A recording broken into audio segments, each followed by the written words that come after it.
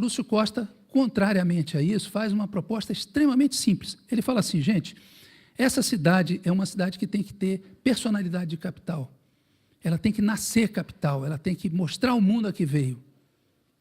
Ela tem que ter personalidade de capital. E eu parti de um gesto simples de quem toma posse.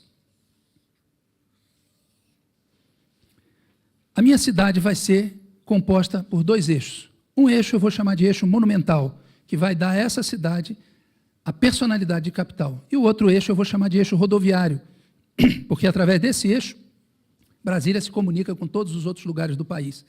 Ela está no centro geográfico do país. Depois ele pega, ajusta esse eixo, porque se vocês considerarem que esse lugar é um buraco, vocês vão ver que esse terreno cai no sentido desse buraco, e aí ele então dá uma torção nesse eixo para adaptar melhor essa queda e fazer com que isso fique mais bem distribuído. E aí ele começa a trabalhar o seu projeto. E aí ele começa a trabalhar a partir de 4 escalas.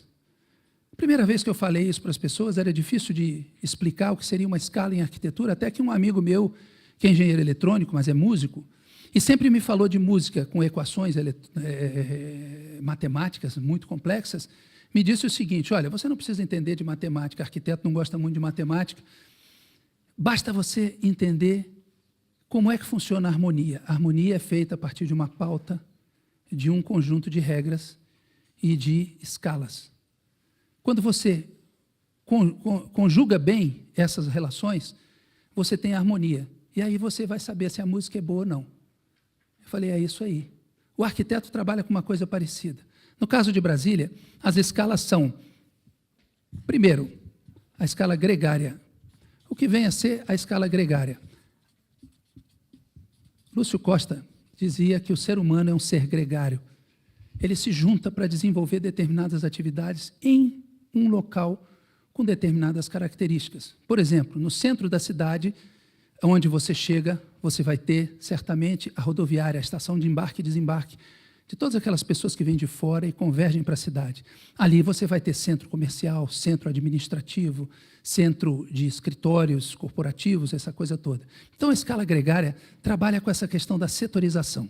No local onde você vai morar, você quer mais privacidade, mais silêncio, mais tranquilidade. Onde você vai participar de atividades de lazer, você quer ter uma paisagem bonita, portanto, na beira da água, na beira do lago, etc., etc. Então, a escala gregária trabalha com isso. Ele começa estabelecendo que essa rodoviária vai ser um elemento bastante permeável, diferentemente do que acontecia nas outras cidades que nasciam a partir de um centro e se desenvolviam assim, ou às vezes assim, e mais tarde esse centro se tornava caótico.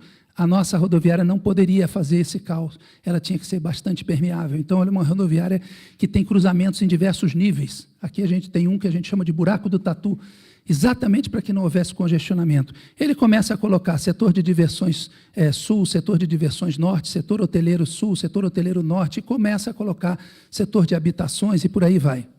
Ele começa a colocar essas atividades sociais de acordo com a posição mais adequada para o tipo de característica daquele espaço. A segunda escala, ele chamou de bucólica. Lembra que eu falei lá da Carta de Atenas? A escala bucólica fala do pulmão da cidade, é o verde que permeia toda a cidade, que está desaparecendo dos grandes centros urbanos. Então, ele coloca esse verde permeando toda a cidade. E a terceira escala, ele chama de escala monumental.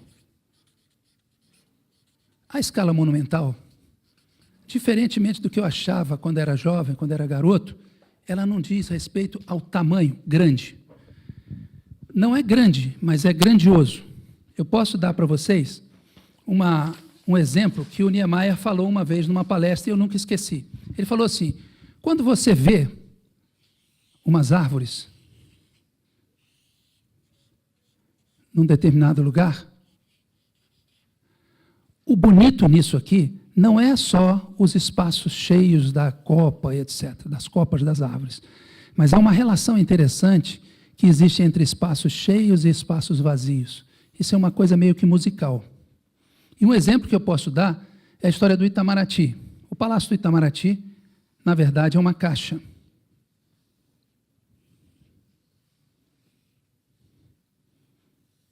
E não é grande. Se vocês olharem numa cidade de pequeno, médio porte, vocês vão ver prefeituras do tamanho desse Itamaraty. Aí o Niemeia vai e faz uma grande varanda em volta dessa caixa, que ele fecha com arcos muito elegantes, como se fosse uma coisa meio musical.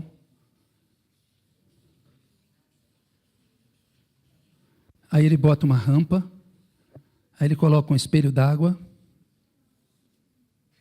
coloca uns jardins que se refletem, e quando você chega aqui na frente e esvazia um pouco em volta, aquilo se torna uma coisa grandiosa.